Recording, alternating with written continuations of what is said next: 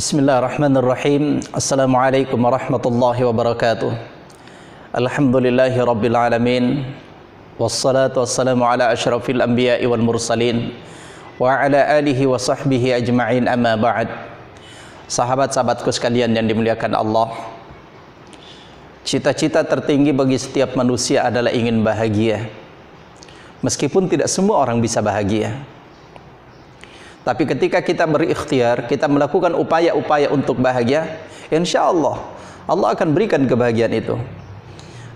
Dalam setiap untayan doa kita berdoa kepada Allah Subhanahu wa taala, Rabbana atina fid dunya hasanah wa fil akhirati hasanah wa qina adzabannar.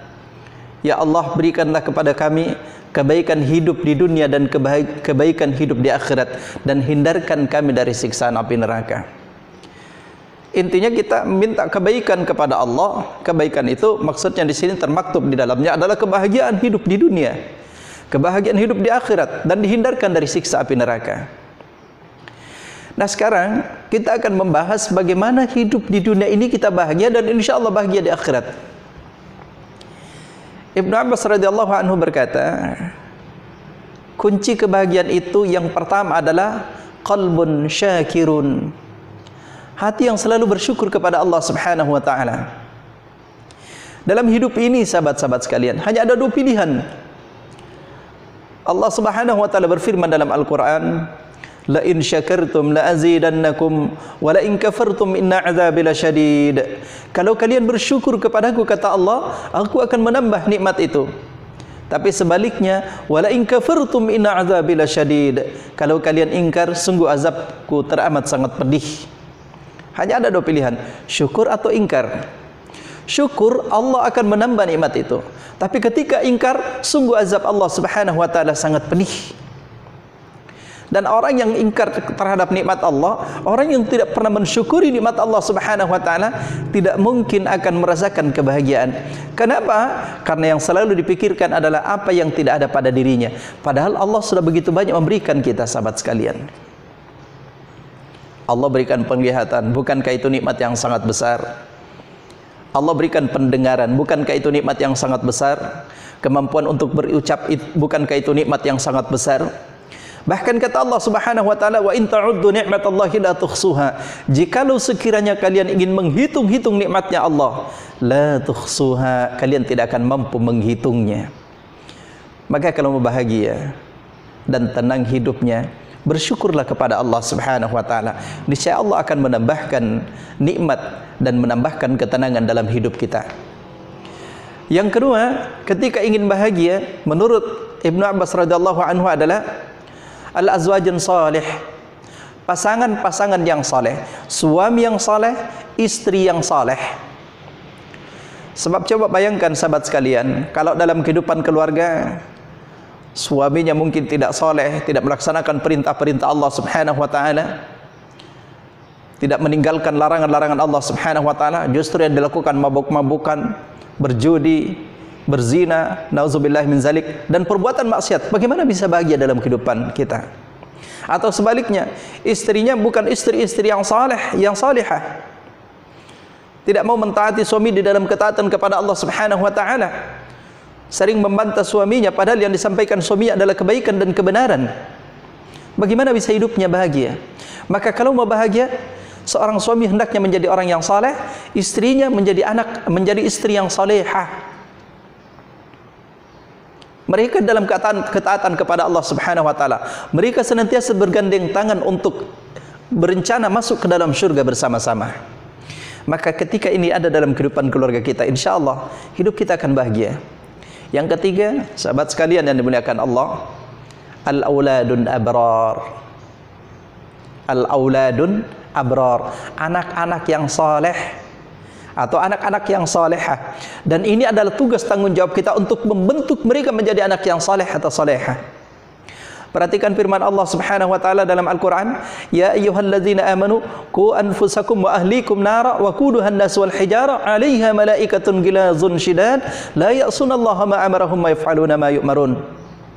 Wahai orang-orang yang beriman, jaga diri kalian, jaga keluarga kalian dari siksaan api neraka.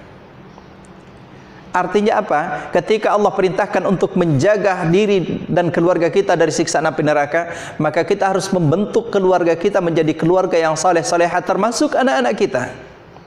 Dan ketika kita ingin membentuk anak kita menjadi anak yang saleh atau salehah, kita melihat kepada Luqmanul Hakim. Apa yang ditanamkan Luqmanul Hakim? Ya bunayya la tusyrik billah, wahai anakku, jangan engkau menyekutukan Allah. Kalau demikian, membentuk karakter anak yang saleh atau salehah adalah menanamkan tauhid, memperkenalkan kepada mereka Allah sebagai Rabb-nya. Mereka kenal la ilaha illallah. Kemudian kita perkenalkan kepada mereka baginda Rasulullah sallallahu alaihi wasallam. Kita perkenalkan kepada mereka adab-adab yang dibangun di atas ajaran-ajaran Islam. Maka sahabat sekalian yang dimuliakan Allah Subhanahu wa taala, kunci kebahagiaan adalah ketika kita mempunyai al-auladun abrar. Coba bayangkan sahabat sekalian, kalau kita punya anak-anak yang bukan saleh, anak-anak yang justru anak-anak yang salah, berbuat maksiat, suka minum minuman khamar, ikut terlibat narkoba, bagaimana kita bisa bahagia? Pasti hati kita sebagai orang tua pasti akan merasa gundah gulana dan sedih sekali melihat anak-anak kita seperti itu. Maka dari itu, didik anak-anak kita dengan nilai-nilai Al-Quran. Bentuk mereka menjadi anak-anak yang berkarakter Qurani. Sahabat sekalian yang dimuliakan Allah, itu yang ketiga. Sekarang yang keempat, ketika kita ingin bahagia hidup kita adalah kita harus mempunyai yang namanya al-bi'atus salihah, lingkungan yang baik. Apa itu lingkungan yang baik, sahabat-sahabat sekalian? Lingkungan yang baik adalah ketika kita punya teman, kita punya sahabat-sahabat yang saleh-salehah. Sahabat-sahabat yang saleh itu akan mengantarkan kita kepada kebaikan. Ketika kita melakukan kesalahan dan kekeliruan, sahabat yang baik adalah mereka yang mengingatkan kita dikala keliru. Teman, sepertinya Anda keliru, kembalilah kepada Allah. Dia menasihati kita pada saat kita dalam kondisi bersalah. Dia mengajak kita kebaikan. Masya Allah, kalau ada teman kita yang mengajak kita ke masjid, yuk kita sama-sama salat berjamaah. Ayo kita sama-sama ikut ta'lim. Ayo kita bersama-sama ikut silaturahim. Orang-orang yang mengajak kita kepada kebaikan, ini namanya al-bi'atus salihah. Lingkungan yang baik, teman-teman yang baik, itu yang membuat kita bahagia. Kemudian selanjutnya yang kelima sahabat sekalian yang dimuliakan Allah Subhanahu wa taala adalah tafaqahu fid din, semangat mempelajari agama.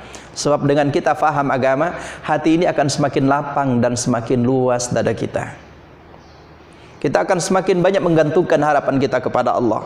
Kenapa hati terasa sempit, dada terasa sumpek? Karena kita terlalu banyak menggantungkan diri kita terhadap makhluk. Kenapa itu terjadi?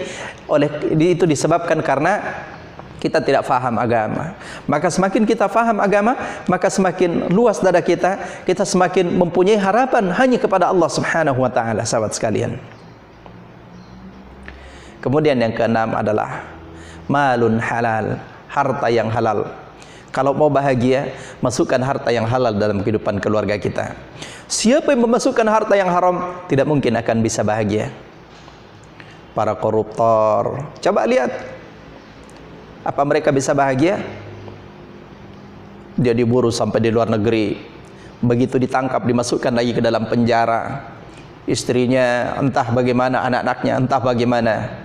Coba lihat, apa bisa bahagia seperti itu, sahabat sekalian?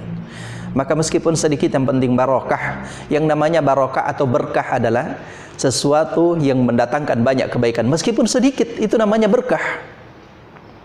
Dengan sedikit itu, alhamdulillah kita sehat, anak-anak kita baik, kita pun dalam kondisi baik.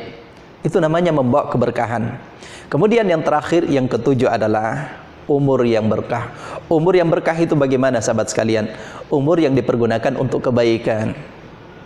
Umur yang dipergunakan untuk taqarrub kepada Allah Subhanahu wa taala. Ingat, hari demi hari yang kita lewati, kemudian menjadi satu pekan, satu bulan, satu tahun, itu bukan semakin panjang umur kita, sahabat sekalian, tapi itu menunjukkan bahwa kita akan semakin dekat dengan namanya babul maut, pintu kematian. Semakin dekat dengan kematian,